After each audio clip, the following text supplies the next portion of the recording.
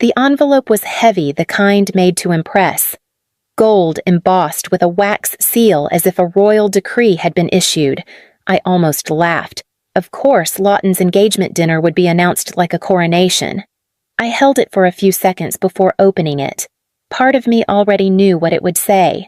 Inside on cream cardstock, the script read, "You are cordially invited to celebrate the engagement of Lawton Maddox and Cecily Prescott." The location was printed in smaller font, but it might as well have screamed. The Bellwether, my restaurant. For a long moment, I just stared at it. The irony had claws. 5 years of silence. 5 years of vague holiday cards and clipped birthday texts. And now, out of all the fine dining venues in Charleston, my family had chosen mine, unaware I had built it from the ground up. The easiest choice would have been to ignore the invitation, toss it into the trash, like they had done with my dreams. But something in me paused. I thought of the girl I was the day I walked out of their world, 25, tired of pretending, carrying nothing but a small suitcase, and a voice no one wanted to hear. They had called me reckless, ungrateful. My mother, Blythe, had clutched her pearls like I had suggested robbing a bank instead of attending culinary school. My father said nothing at all, just poured another drink. Lawton didn't look up from his phone. Now they were dining under my roof, sipping from stemware I had selected soon to taste food born from hands they said weren't made for work. I ran my fingers over the invitation one last time, then set it down beside my knife roll. This wasn't about revenge. It wasn't about pride. It was about presence. I had earned the right to be in that room, whether they knew it or not. I reached into my closet and pulled out the black dress. Simple, sharp. The one that said, "I'm not here to impress you. I'm here because I no longer need to." The fabric felt steady against my skin as I zipped it up. The mirror showed a woman they wouldn't recognize, and that was the point. I stepped out the door and headed toward the Bellwether. Savannah never let you forget who you were supposed to be. In our neighborhood, heritage mattered more than heart. Lawn parties were battlegrounds in silk and seersucker, and my parents, Kenneth and Blythe Maddox, wore their lineage like armor. Our family crest hung in the foyer like a warning legacy, first feelings later. Lawton played the role perfectly. He was born with the Maddox jawline, the politician's handshake, and a resume tailored for Ivy League brochures. Marin, always a step behind him, but just as polished, mastered the performance of charm and thinly veiled cruelty by 13. They moved through the world like they owned it, and in Savannah that was almost true. I never quite figured out where I fit in. I wasn't rebellious, not in the screaming, slamming doors kind of way. I just drifted toward the kitchen when no one was looking. Inez ran it like a cathedral, quiet, reverent, everything in its place. She wasn't family by blood, but in that house, she was the only one who ever really saw me. When I was 10, she let me dice onions beside her. I cried through every cut, but Inez never told me to stop. "You got steady hands, baby," she said. "The kind that make people feel safe when you cook." I started sneaking cookbooks under my pillow, watching reruns of old culinary competitions like bedtime stories. My mother found me piping choux pastry at midnight once. She didn't ask how I learned. She just said Mitchell's hire chefs. They don't become them. By the time I was 21, I knew I had to go. The weight of their expectations was smothering every part of me that felt alive. I packed a duffel bag, withdrew the last $2,000 from my college account, and left a note on the mahogany desk in my father's study. It said simply, "I love you, but I can't be this version of me anymore." They didn't chase me. Not once. 5 years later, I stood outside the Bellwether with steady hands and a full heart. My name wasn't on the awning, but my fingerprints were on every inch of this place. I stepped inside and let the familiar scent of seared rosemary and brown butter guide me toward the table where the Maddoxes were already seated. The maitre d' greeted me with a subtle nod, a signal of quiet recognition. He said nothing else, just gestured toward the main dining room with the same professional grace he extended to every guest. It was exactly what I needed. Tonight I wasn't Chef Maddox. I was Elira, the middle child, with nothing to prove and no one left to impress. They had, of course, claimed the best table center of the room under the hand-blown glass chandelier I'd commissioned from a local artisan. Maren sat with her back straight and her earrings louder than her voice. Lawton looked up briefly from his phone, then returned to scrolling. My parents were already mid-conversation, likely about country club renovations or someone's unfortunate second divorce. "Elira," my mother said, rising halfway from her seat with a practiced air kiss. "You made it." "Would have been a shame to miss your first engagement dinner," I replied, taking the only open chair. "Second, technically," Maren chimed in with a too-sweet smile. "But who's counting?" My father poured me a glass of wine without asking. A Cabernet, not what paired with the opening course, but I said nothing. Maren's eyes flicked over my dress. "You look comfortable." "She's always had a more minimalist style," my mother said, folding her napkin. "Even as a child." "You remember that awful corduroy phase?" They laughed politely as if I weren't sitting right there. Celeste, one of our most experienced servers, approached the table with the amuse-bouche. Her eyes met mine for a fraction of a second before she placed the delicate bite in front of each guest compressed watermelon fermented black garlic, a single microgreen. Not one of them knew it had taken me 3 months to perfect that bite. "Well, this is precious," my father muttered. "It's called an amuse-bouche," I offered. "I know what it's called," Maren snapped.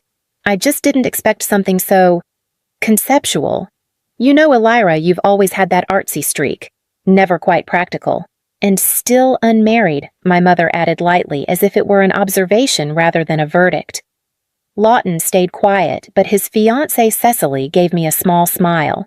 Pity or politeness, I couldn't tell. As the next course was cleared, José passed behind me with the wine pairings.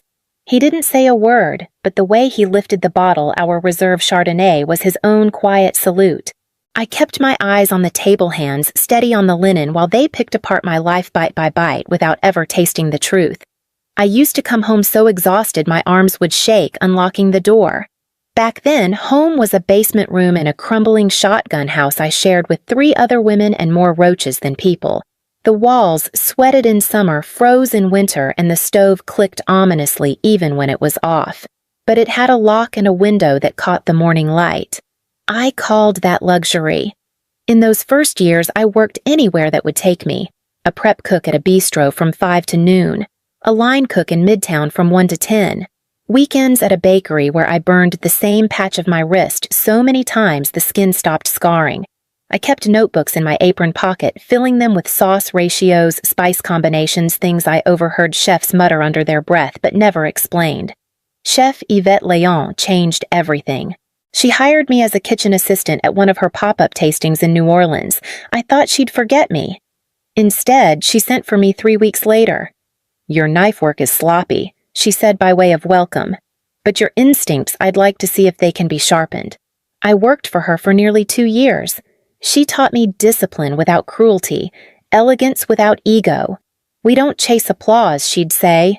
"We create silence." When guests paused between bites that held breath, that reverence that was the applause that mattered. It was at one of her charity events that I met James Warren. He tried my spring pea risotto and asked who made it. I thought he was just another guest fishing for compliments.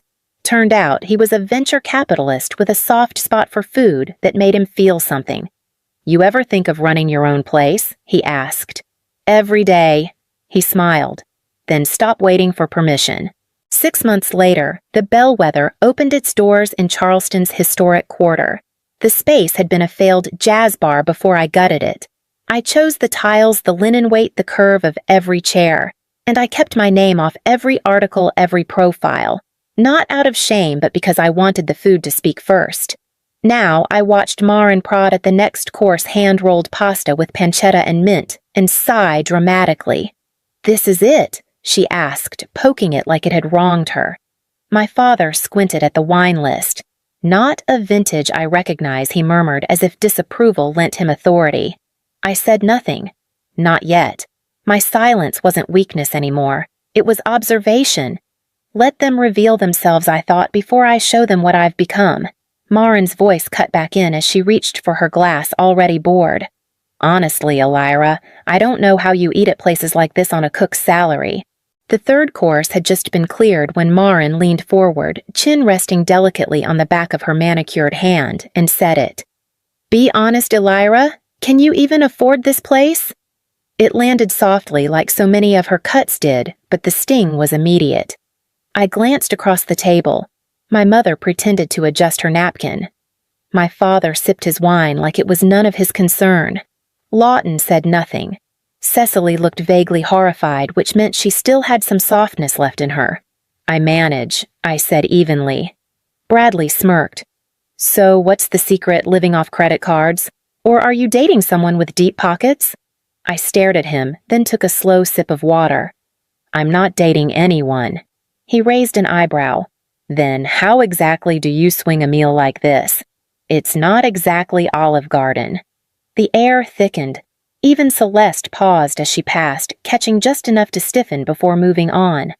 I looked to Marcus standing discreetly near the service station. Our eyes met for the briefest second. Not yet, I thought. "Let them keep going."